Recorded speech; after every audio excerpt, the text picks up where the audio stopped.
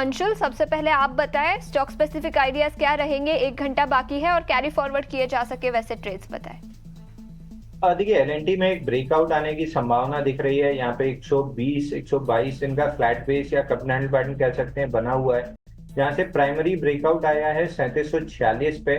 तो जो main breakout point है वहां तक स्टॉक आराम से जा सकता है 3900 तक, और 3900 निकलता है तो स्टॉक में बड़ी अपमूव आएगी। तो अगले 2 से 3 दिन का अगर आपका व्यू है तो 3850 से 3900 तक के टारगेट लेके एलएनटी लॉन्ग कर सकते हैं। एंड स्टैंडर्ड डिस्क्लेमर दे दें, आज हमने अपने क्लाइंट्स को एलएनटी सुबह लॉन्ग कराया है जब प्राइमरी ब्रेकआउट आ रहा था 3750 के अराउंड पे। बिल्कुल, तो एलएनटी पर लॉन्ग करने की सलाह अंशुल से। अपनी आपके स्टॉक स्पेसिफिक आइडियाज कौन से रहेंगे? मेरा पहला स्टॉक ऑटो सेक्टर से ही रहेगा। तो ऑलरेडी 2 स्टॉक्स अंशुल जी ने बता दिए हैं, और मेरा जो स्टॉक पिक रहेगा वो है मारुति। अब मारुति में भी अगर हम देखें तो एक अच्छा मूव दिया है, 12,500 के रेजिस्टेंस के ऊपर निकल चुका है। तो ये एक ब्रेकआउट है।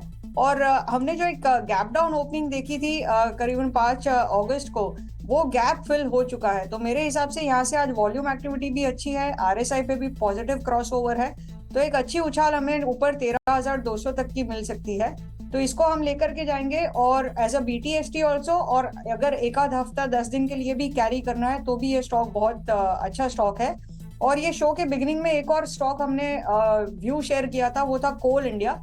तो कोल इंडिया के डिस्कशन में मैंने बताया कि अगर ये 496 के ऊपर निकल पाता है तो यहाँ से एक मोमेंटम प्ले के हिसाब से लेके जा सकते हैं। और अभी अगर हम देखें तो भाव 496 के ऊपर आ चुका है ऑलरेडी। तो कोल इंडिया भी एज अ बीटीएसटी ट्रेड हम लेके जा सकते हैं। ऊपर के तरफ कोल इंडिया का जो टारगेट बना सकते हैं वो करीबन 515 तक का रहेगा, और इसमें 480 का आपको स्टॉप लॉस लगाना है। बिल्कुल, तो ये राय है कोल इंडिया पर। और इसी के साथ मारुति सुजुकी की भी हमने बातचीत है। सरकार जल्द नई पॉलिसी का ऐलान कर सकती है, इस पर जानकारी देने के लिए हमारे साथ अब प्रकाश प्रियदर्शी जुड़ चुके हैं।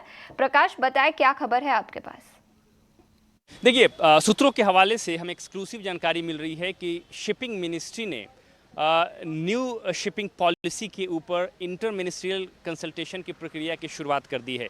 सूत्र हमें बता रहे हैं कि काफ़ी सिग्निफिकेंट डेवलपमेंट है, और सरकार जल्द ही शिपिंग सेक्टर के लिए एक नई पॉलिसी की घोषणा करेगी, जिसमें जो एंटायर वैल्यू चेन है शिपिंग सेक्टर में उसको कवर किया जाएगा।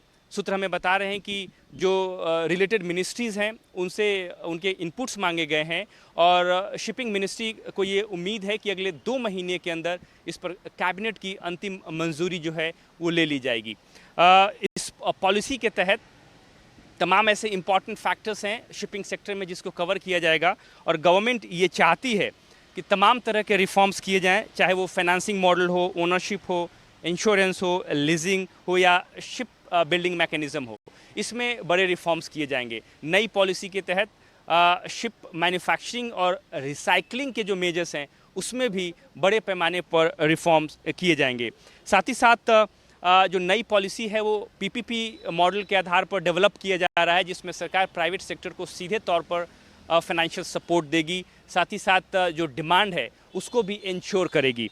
इसके अलावा कुछ लेजिस्लेटिव अमेंडमेंट्स की भी संभावना है, ताकि जो फाइनेंसिंग मॉडल है उसको ज़्यादा फ्लेक्सिबल बनाया जाए, ताकि शिपिंग सेक्टर में जो डिफरेंट सेगमेंट्स हैं उसमें फाइनेंसिंग की कोई दिक्कत ना हो। जैसे कि आपको पता है कि बजट में वित्त मंत्री ने नए रिफॉर्म्स की घोषणा की थी, और अब उस पर शिपिंग मिनिस्ट्री ने काम करने की शुरुआत कर दी है, और अगले 2 महीने में कैबिनेट का अप्रूवल लेने की योजना जो है वो तैयार की गई है। तो जाहिर तौर पे इससे सरकार को शिपिंग सेक्टर के लिए मैरीटाइम विजन 2047 के तहत जो टारगेट रखा गया है उसको अचीव करने में मदद मिलेगी। लिहाजा जल्द ही इसकी घोषणा की जाएगी। प्रकाश, बहुत बहुत शुक्रिया पूरी डिटेल्स लेकर हमारे साथ जुड़ने के लिए। और कई सारे शिपिंग स्टॉक्स भी इसके चलते फोकस में रहेंगे। लेकिन बढ़ते हैं और अदानी एनर्जी यहां पर फोकस करेंगे। अदानी एनर्जी के शेयर में आज अच्छी तेजी देखने को मिल रही है। कंपनी पर सेंटर ने एक रिपोर्ट निकाली है। रिपोर्ट में क्या कहा गया है, पूरी डिटेल्स लेकर अब हमारे साथ शरद जुड़ चुके हैं।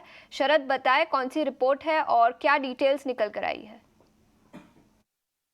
जी बिल्कुल, अदानी एनर्जी सॉल्यूशंस जो है फोकस में रहने वाला है, और यहाँ पे कैंटोर की रिपोर्ट आई है जहाँ पे इनिशिएट कवरेज किया है और ओवरवेट रेटिंग रखा है लक्ष्य है 2251 रुपीज़ पर शेयर का, यानी कि करंट मार्केट प्राइस से 100% से ज़्यादा का रिटर्न अपसाइड पोटेंशियल देखने मिल रहा है। और ओवरऑल ब्रोकिंग हाउस ने कहा कि एक अट्रैक्टिव प्ले है जिस तरह रैपिडली एनर्जी मार्केट्स इवॉल्व कर रहे हैं भारत में। अगर आंकड़ों की बात करें तो एक्सपेक्ट करें कि जो ग्रोथ आएगी कंपनी से वो उनकी जो पीयर्स है जो यूएस, यूरोप या एशिया से, उनसे बेहतर ग्रोथ देखने मिलेगी और ट्रांसमिशन ग्रोथ में भी एक अच्छी ग्रोथ मोमेंटम देखने मिल सकती है। अगर डिस्ट्रीब्यूशन बिजनेस की बात करें तो नियर टर्म और मीडियम टर्म में जो है कंपनी डबल डिजिट ग्रोथ दे सकती है और उनकी जो रेगुलेटरी एसेट बेस है उसमें भी इंप्रूवमेंट देखने मिल सकता है। अगले 3 साल में रेवेन्यू की बात करें तो CAGR 20% का हो सकता है, वही कामकाजी मुनाफे यानी कि एबिडा के आंकड़े में 29% का ग्रोथ देखने मिल सकता है। अगला डिकेड में जो है वो पीएस को आउट परफॉर्म कर सकते हैं और करंटली अट्रैक्टिव लेवल पे कंपनी की प्राइसिंग देखने मिल रही है और एडजस्टेड बेसिस पे 60% के डिस्काउंट पे चल रही है अपने पीएस के साथ।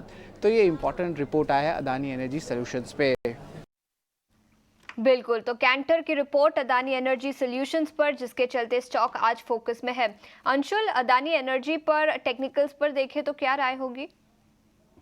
और देखिए, एक रिवर्सल बन रहा है आज के सेशन में। काफी हद तक कंसोलिडेशन लगभग 15 दिन की थी, वहां से एक रिवर्सल बन रहा है। तो अगर बाउंस बैक प्ले करना है तो 1060 से लेके 1110 के लिए बिल्कुल बाउंस बैक प्ले किया जा सकता है। लेकिन 1060 पे 50% और 1110 पे 50% प्रॉफिट बुक करके एग्जिट भी करना चाहिए, क्योंकि डाउन ट्रेंडिंग स्टॉक है, रेंज में है, रेंज के बॉटम से चल रहा है, तो मिड ऑफ द रेंज तक आ सकता है। तो 1060 और 1110 ये 2 टारगेट के साथ लॉन्ग कर सकते हैं। बिल्कुल, तो ये राय है अदानी एनर्जी पर। कैंटर की रिपोर्ट के चलते स्टॉक में आज एक्शन दिखा है और कैंटर की बड़ी इंटरेस्टिंग रिपोर्ट आई है। हमने फंडामेंटल्स पर भी आपको नजर डाली और इसी के साथ अंशुल ने टेक्निकल्स पर भी आपको राय दी। एनर्जी के बारे में बातचीत कर रहे थे, जहां पर कैंटर की बड़ी इंटरेस्टिंग रिपोर्ट आई है। उन्होंने इनिशिएट किया है कवरेज, खरीदारी की राय दी है और 2251 रुपए प्रति शेयर का लक्ष्य दिया है। काफी पॉजिटिव रिपोर्ट है। उनका मानना है कि वैल्यूएशंस काफी अट्रैक्टिव है और अदानी एनर्जी 20% के रेवेन्यू CAGR से ग्रो कर सकती है अगले कुछ सालों के लिए और करीब 29 से 30% का एबिटा ग्रोथ कंपनी रिपोर्ट कर पाएगी। तो काफी पॉजिटिव रिपोर्ट है, जिसके चलते स्टॉक में आज एक्शन दिखा है। आगे बढ़ते हैं, इस बीच ऑटो सेक्टर पर भी नजर डाल लेते हैं। मेटल्स की हमने बात की, उसके बाद सबसे बड़ा sectoral gainer Nifty auto index है। करीब 1.5% की तेजी के साथ निफ्टी ऑटो इंडेक्स कारोबार कर रहा है।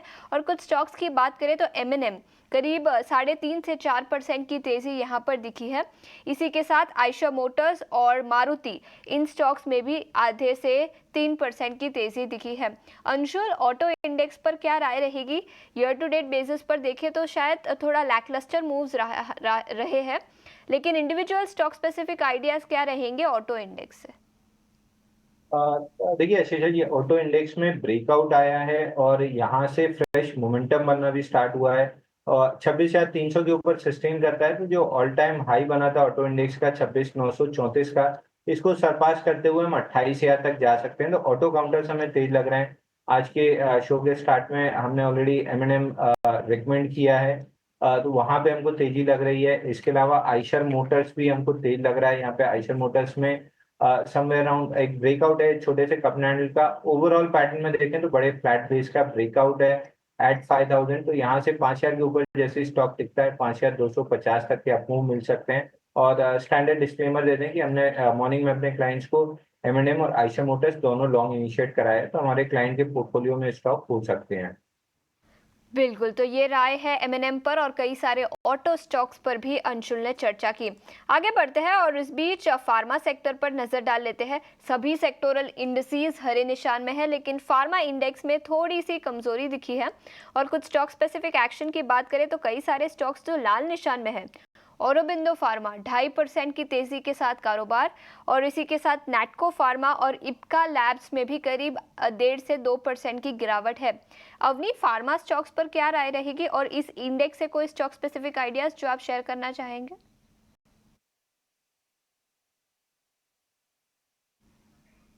फार्मा में हमने ऑलरेडी एक बहुत अच्छी रैली देख चुके हैं और ये एज अ डिफेंसिव प्ले कर रहा था। और अब जब मार्केट में अच्छी हलचल हो रही है, तब जो डिफेंसिव सेक्टर है वो बैक सीट ले रहा है। तो ये एक नॉर्मल प्रॉफिट बुकिंग सा लग रहा है। और डाउनसाइड इसमें अगर इंडेक्स की बात करें तो ये 22,550 तक आ सकता है। फिलहाल अभी 22,980 पे है। तो ये जो गिरावट है वो थोड़ी और एक्सटेंड हो सकती है। तो ये एक नॉर्मल कूल ऑफ है जो कि इतना अच्छा चलने के बाद में अपने जो ब्रेकआउट लेवल्स है वहां तक थोड़ा रिट्रेस कर सकता है ओवरऑल फार्मा सेक्टर। और स्टॉक स्पेसिफिक एक्शन भी हम तब भी करेंगे जब ओवरऑल सेक्टर में एक वापस रिवर्सल के साइंस दिखे, तभी हम फार्मा के स्टॉक्स भी पिकअप करेंगे। तो फिलहाल अभी फार्मा स्टॉक से थोड़ा अवॉइड रखेंगे।